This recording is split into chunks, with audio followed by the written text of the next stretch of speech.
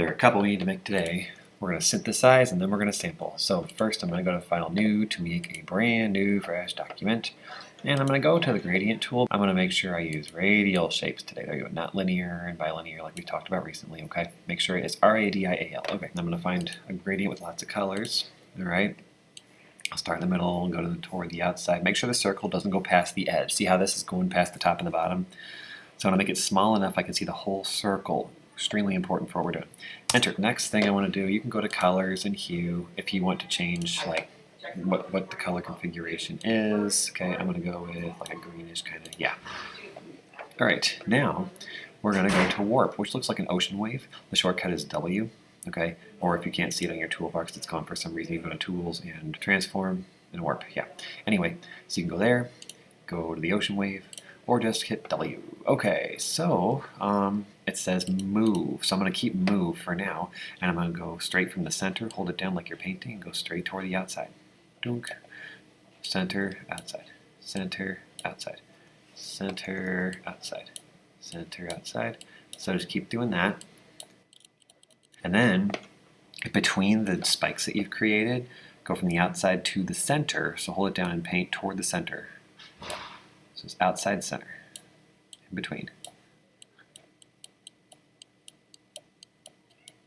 No, it should be a little bit messy, okay? You don't want it to look perfect. All right, now let's change move to swirl, okay? And swirl, I'm gonna use a bigger size myself. Don't go too big. Be careful with that. And just carefully go like clockwise around the outside.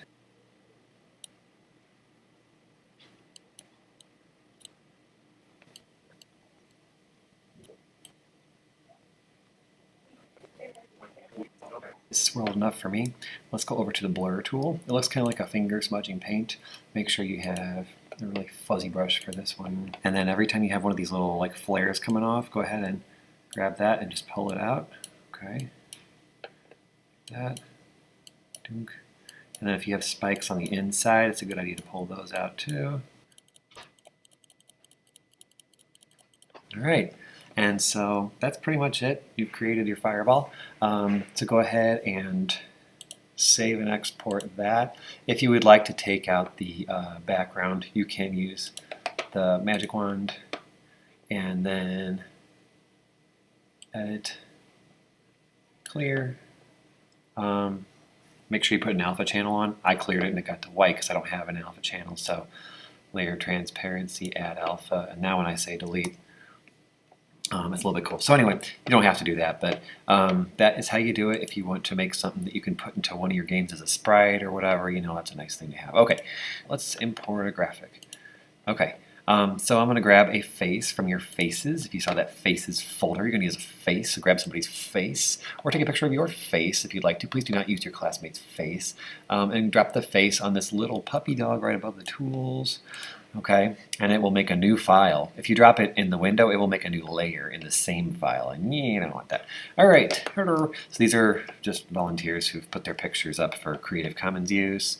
So I'm gonna go to Warp and just try to change a couple things on your face. So I'm gonna make her, okay, so rule here, don't make it look like Play-Doh. It looks dumb. I know it's funny the first time you do it, but it's just annoying after that. So please use small gradual changes with low strength. I know it takes longer, but you'll be glad you did. Now she looks a little more like she's maybe smiling or maybe a little bit like the Joker. I don't know. You decide.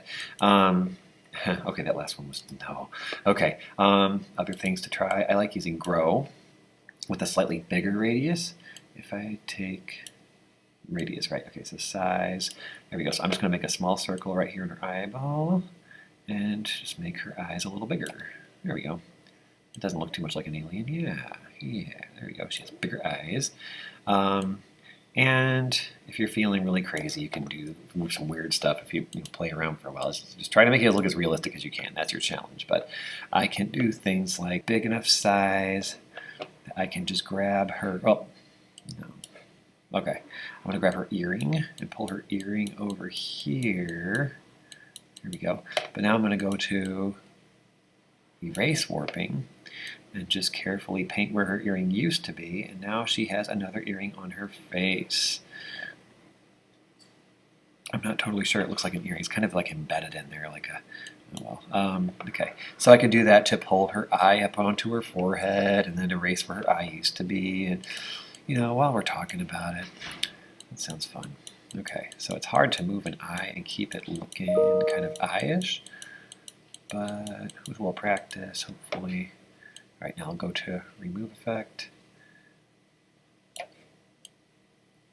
Carefully, I'll probably use a smaller radius to take the size down. There we go. Just carefully paint where her eye was, and you can get to come back. So with a little practice, you can do some fun things with this. Okay, well, that didn't turn out the way I wanted it to, but see the text for some other examples, and have fun with it, and turn in both exports to be finished, and thank you for watching.